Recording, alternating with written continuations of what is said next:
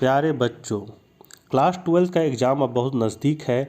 बच्चों का रिक्वेस्ट आ रहा था कि सर आप हिंदी कोर का करवा रहे हैं, इसी तरह आप हिंदी इलेक्टिव का भी महत्वपूर्ण प्रश्न को करवा दीजिए। तो आप लोगों के निवेदन पर मैं ये मॉडल सेट के माध्यम से आप लोगों को हिंदी इलेक्टिव का महत्वपूर्ण परीक्षा उपयोगी प्रश्न बताऊंगा, जो मैंने बाजार गेस पेपर की सहायता से तैयार किया है। वीडियो जो है वो 2 पार्ट में रहेगा।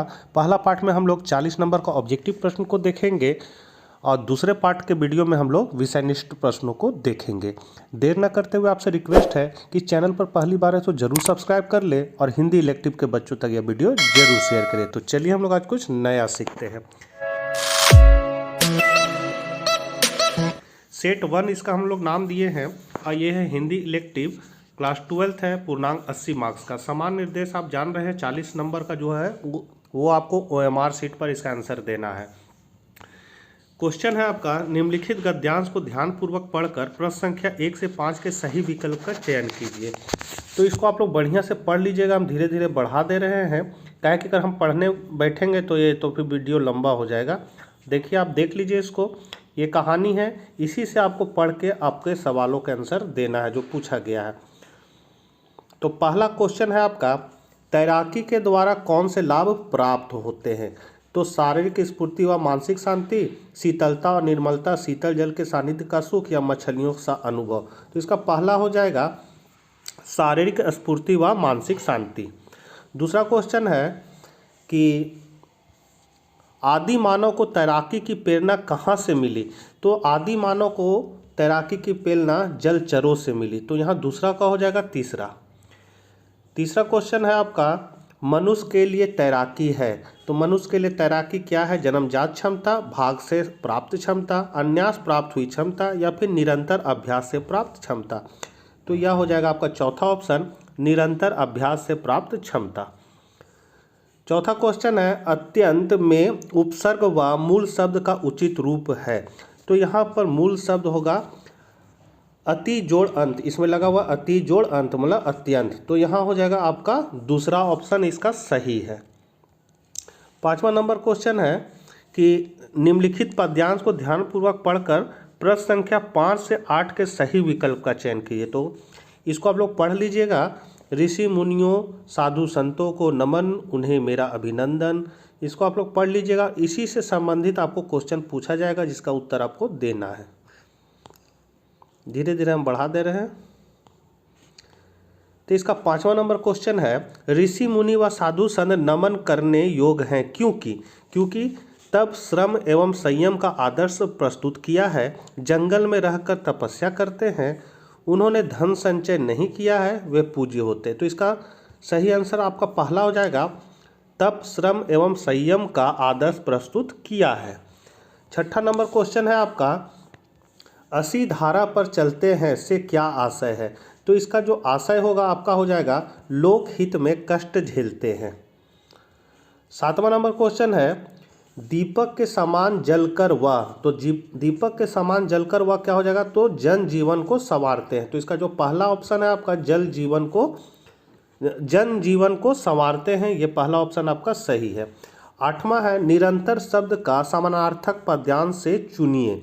तो इसका जो सही आंसर हो जाएगा निरंतर का हो जाएगा अविरल, मतलब इसका जो तीसरा ऑप्शन है ये सही है, अविरल।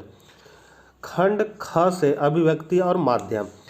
9वां नंबर क्वेश्चन है, भारत में इंटरनेट का दूसरा दौर कब शुरू हुआ? तो जो दूसरा दौर है वो 2003 से शुरू हुआ। तो 9वां का हो जाएगा आपका तीसरा। 10वां है, किसी समाचार संगठन में काम करने वाला नियमित वेतनभोगी कर्मचारी क्या कहलाता है? तो वो कहलाता है आपका पूर्णकालीन पत्रकार। 11 नंबर क्वेश्चन है आपका, नाटक का सबसे जरूरी और सशक्त माध्यम है। तो इसका नाटक का सबसे जरूरी और सशक्त माध्यम आपका क्या हो सकता है? मधुर आवाज, भाषा, पर्दा या संवाद। तो चौथा ऑप्शन आपका सही हो जाएगा संवाद। 12 है, भारत का पहला छापाखाना कहाँ स्थापित हुआ?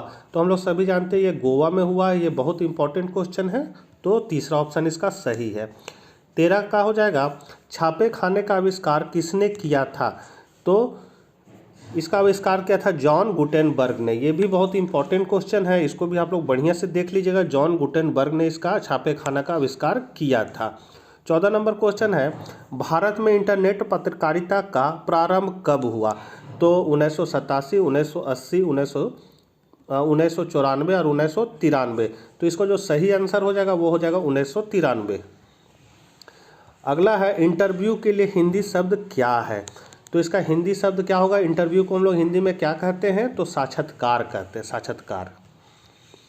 अगला है, ऑल इंडिया रेडियो की स्थापना कब हुई? तो ऑल इंडिया हुआ था 1936 में। तो 16 का हो जाएगा यहाँ दूसरा।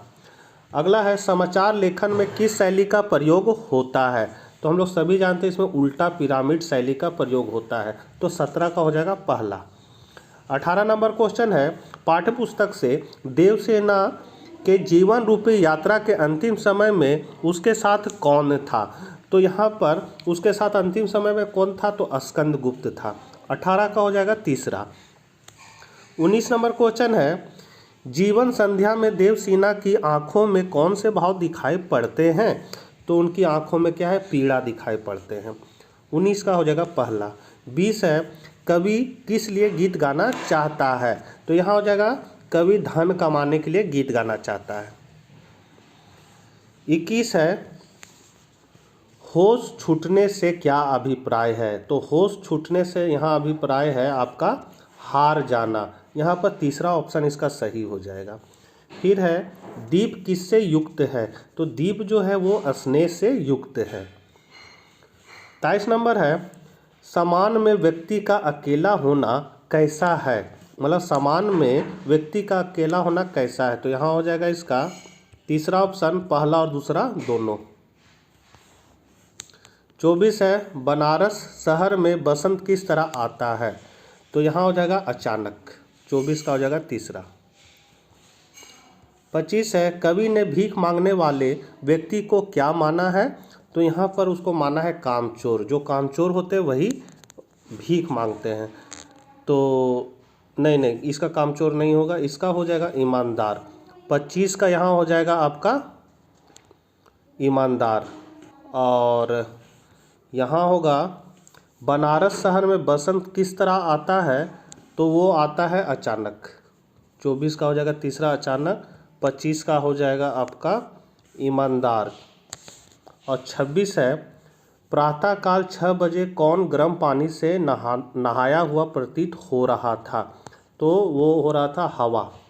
यहाँ 26 का हो जाएगा पहला हवा। 27 नंबर क्वेश्चन है, कवि को बसंत के आने की सूचना कैसे मिली? तो चिड़िया के कूकने से, गुनगुनी हवा से, पेड़ों से गिरे पीले पत्तों की आवाज़ से, उपरोक्त सभी। तो यहाँ पर 27 का हो जाएगा चौथा, उपरोक्त सभी। 28 है, भरत के अनुसार राम की कृपा व स्नेह विशेष किस पर रहा? तो ये रहा लक्ष्मण पर, कौशल्या माँ पर, स्वयं भरत पर, बचपन के खेलों पर। तो यहाँ हो जाएगा स्वयं भरत पर। नागमती के शरीर को हिंसक दृष्टि से कौन देख रहा था? तो वो हिंसक दृष्टि से दिख रहा था विरह रूपी बाज। यहाँ हो जाएगा विरह रूपी बाज, दूसरा ऑप्शन। 30 है, पूष मास में नायिका को अपना बिस्तर कैसा प्रतीत हो रहा है? तो यहाँ पर हो जाएगा हिम से ढका हुआ प्रतीत हो रहा है। 31 है, अपने किस कृत्य को राधा अपसय का भागी बनना मानती है? तो यहाँ हो जाएगा